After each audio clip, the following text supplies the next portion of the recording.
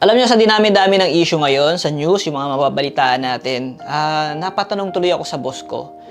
Tinanong ko siya kung dapat bang parusahan ang isang tao sa bagay na hindi niya ginawa.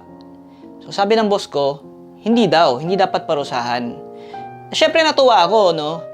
Kasi tama-tama, hindi ko ginawa yung report na hinihingi niya. Alam mo yung pakiramdam na nag-absent ka kasi iniiwasan mo na mag-attend do sa isang meeting. Pagkatapos kinabukasan, pagpasok mo, nalaman mo na lang nag-reschedule pala sila ng meeting. Kasi absent ka daw. Hindi malaman kung magpapasalamat kayo, no? Kung hindi ka pa ready na gawin yung task na dapat naman talaga na ginagawa mo, huwag ka nang mag-work, maghanda ka na lang ng excuse, gumawa ka na lang ng palusot. Ang gawin mo, basahin mo yung email thread nung request na yon. Tapos tingnan mo yung mga detalye na hindi ibinigay ng requestor. Tapos yung detalye na hindi niya binigay, i-hype mo as required. Tapos hindi niya binigay. E di syempre hindi ka makakapagsimula. Oh, lusot ka na. Payong kaibigan lang kahit hindi tayo magkaibigan. Lagi nating irerespeto yung mga tao sa labas ng office natin. Kahit yung mga nagtitinda ng fishball, nagtitinda ng balot, basta yung kung ano yung mga tinitinda sa kalye. Kasi magugulat ka na lang, mas malaki pa yung sahod ng mga yon kaysa sa'yo. Alam mo ba na ang word na office ay na-derive sa words na off, ibig sabihin sa Tagalog, patay, and ice, ibig sabihin sa Tagalog, yelo.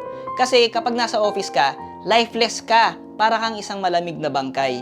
Conversely, ang kabaliktaran ng office ay on fire. Kasi pag wala ka sa office, buhay na buhay ka, lively ka, masaya ka, at saka unstoppable ka. Kaya nga diba, pag tinatanggal ka ng boss mo sa trabaho, ang sinasabi niya, you're fired.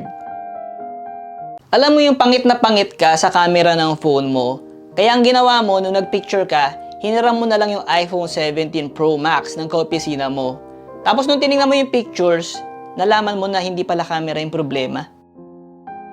Alam mo yung feeling na palagi na lang pinapaalala sa'yo yung past, yung palagi na lang binibring up yung mga times na wala ka, as in everyday hanggang hindi mo dinidismiss. Ano pang kailangan mo i-dismiss doon? Di ba, past na yun hindi na kailangan ng closure noon. Move on na dapat. Tapos, didiktahan ka naman kung anong dapat mong gawin sa future. Ipapaalala agad sa'yo. Hello, may utak ka naman, no? Gagawin mo naman yun. Hindi na kailangan ipaalala. Nakaka-offend na di ba, pag ganun? Kaya dapat, itigil na yung Microsoft Outlook reminders na yan